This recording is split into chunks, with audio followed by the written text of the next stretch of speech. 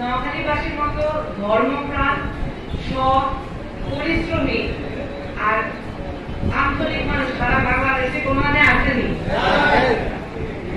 আমি আশা করি যে এই নোয়াখালী থেকে সবচেয়ে শক্তিশালী সাংগঠনিক একটি দল উঠে আসবে, একটি টিম আমরা এই নোয়াখালী থেকে পাবো, যেটা হবে সারা বাংলাদেশের সবচেয়ে শক্তিশালী টিম। কি পারবো আমরা?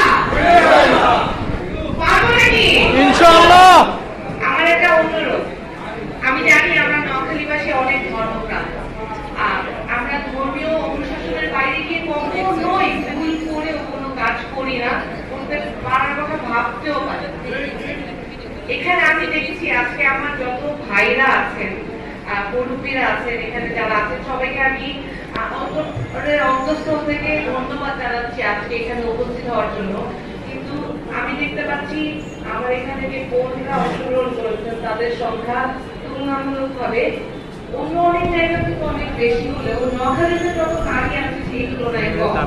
আমি আপনাকে যারা উপস্থিত আছেন তাদেরকে অশেষ অশেষ ধন্যবাদ জানাচ্ছি আপনাদের এখানে উপস্থিত হওয়ার জন্য। যখন জুলাই আন্দোলন হয় তখন আমার কাছে স্পেসিফিক ইনফরমেশন আছে যে জুলাইয়ে অনেক অনেক মা বোনরা মাঠে নেমে এসেছিল এই আন্দোলনে যোগদান করার জন্য। যেই ভাই বোনেরা শহীদ হয়েছেন জুলাইয়ে এই নোয়াখালী এলাকা থেকে, তাদের মারাই তো তাদেরকে উৎসাহ দিয়েছেন, বোনরাই উৎসাহ দিয়েছেন।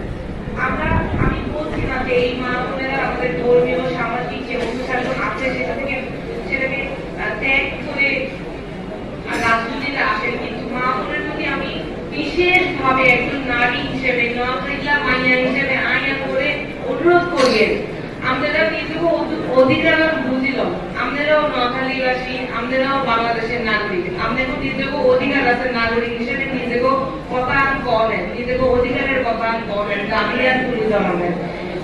একটা পুরুষ মানুষ তার দাবি যতটুকু তুলে ধরতে পারে, একজন নারী হিসেবে আপনার অধিকার ততটুকুই আপনার তুলে ধরার অধিকার আছে। আমি আশা করব নারীরাও তাদের নিজেদের অধিকারগুলো বুঝে নেবেন। আমি অশ্বদিয়ার মেয়ে, এখানে অশ্বদিয়ার যারা আছেন তারা জানেন অশ্বদিয়ার যে girls high school and college আছে, এই কলেজটা করেছিল আমার নানা মরহুম শামসুল হুদা সাহেব।